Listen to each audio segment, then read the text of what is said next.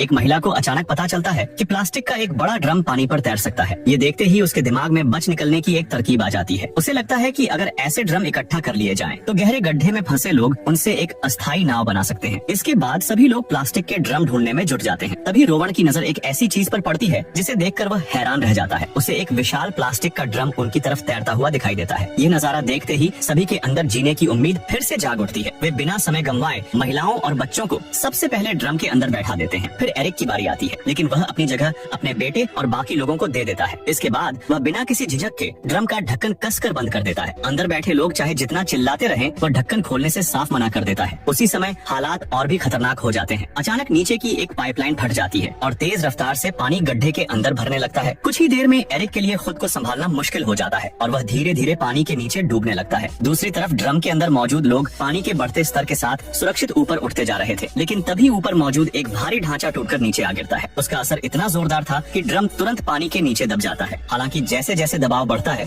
Drum फिर से ऊपर उठने लगता है। सभी लोग राहत की सांस लेने ही वाले थे कि उन्हें एक नई मुसीबत का पता चलता है। ड्रम कई तारों में उलझ चुका था। अब बाहर निकलने का कोई रास्ता दिखाई नहीं दे रहा था। ऐसे में अंदर मौजूद लोग पूरी ताकत से ड्रम की दीवारों पर धक्के मारना शुरू कर देते हैं। हैरानी की बात यह थी कि यह तरीका काम कर जाता है। लगातार टक्करों की वजह से ड्रम आखिरकार तारों से छूट जाता है, लेकिन खतरा अभी टला नहीं था। बहुत तेजी से ऊपर उठते समय एक लोहे की पाइप ड्रम में घुस जाती है और उसी छेद से पानी अंदर भरने लगता है। सभी लोग मिलकर पाइप को हटाने की कोशिश करते हैं, लेकिन लाख कोशिशों के बाद भी वह अपनी जगह से नहीं हिलती। उन्हें लगने लगता है कि अब शायद बचना नामुमकिन है। तभी ऊपर से एक आवाज सुनाई देती है। यह एरिक था, जो किसी तरह वापस तैरकर उनके पास पहुंच गया था। वह पूरी ताकत लगाकर कई जोरदार लातें मारता है और आखिरकार ड्रम को पाइप से छुड़ा देता है, लेकिन छेद अब भी खुला था और पानी लगातार अंदर आ रहा था। इस मुश्किल घड़ी में रोवन अपनी पूरी ताकत लगाकर उस छेद को अपने हाथ से बंद कर देता है। उधर एरिक की ताकत लगभग खत्म हो चुकी थी। वह रोवन का हाथ पकड़ने की कोशिश करता है, लेकिन दोनों के बीच की दूरी कम नहीं हो पाती। सभी को लगने लगता है कि एरिक अब खुद को बचा नहीं पाएगा, लेकिन तभी एक चमत्कार जैसा होता है। ड्रम ऊपर उठते समय एक तार एरिक के पैर में फंस जाती है और उसी के सहारे वह भी ड्रम के साथ तेजी से ऊपर की ओर खींचने लगता है। अब ड्रम पूरी रफ्तार से सतह की तरफ बढ़ रहा था, लेकिन तेज दबाव की वजह से उसमें दरारें पड़ने लगती हैं। पानी तेजी से अंदर घुस रहा था। हालात इतने खराब हो जाते हैं कि एक आदमी अपने बेटे को सिर के ऊपर उठा लेता है और चुपचाप जो होने वाला है उसका इंतजार करने लगता है। तभी अचानक ड्रम के ढक्कन खुल जाते हैं और सभी हैरान रह जाते हैं, क्योंकि एरिक एक बार फिर किसी चमत्कार की तरह उनके सामने वापस आ चुका था। जब वे गड्ढे के मुहाने से सिर्फ कुछ दर्जन मीटर दूर थे, तभी ऊपर मौजूद बचाव दल की नजर उन पर पड़ जाती है। इसके बाद तुरंत एक क्रेन नीचे भेजी जाती है और आखिरकार सभी लोगों को सुरक्षित बाहर निकाल लिया जाता है।